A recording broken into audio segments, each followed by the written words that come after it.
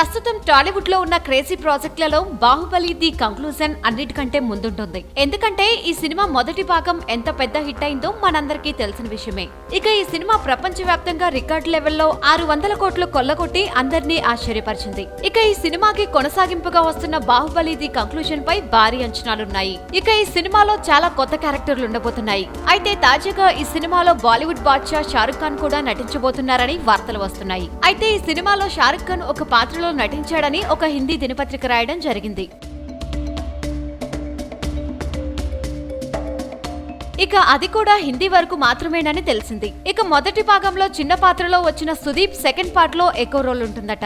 ఇక ఈ పాత్రను హిందీ వర్షన్ లో షారుఖ్ ఖాన్ చేత చేయించారట. ఇక షారుఖ్ ఖాన్ కూడా ఉండడంతో ఈసారి కలెక్షన్లు ఇంకా ఎక్కువ రాబోతాయని బాహుబలి టీం ఈ నిర్ణయం తీసుకుందట. అయితే ఈ విషయంపై ఎవరూ నోరు మెదపలేదు. వీలైతే లైక్, కుదిరితే కామెంట్ పెట్టండి. ఇలాంటి ఇంట్రెస్టింగ్ బ్రేకింగ్ బిగ్ న్యూస్ మాకు తెలిసిన వెంటనే మీకు తెలియజేస్తాం.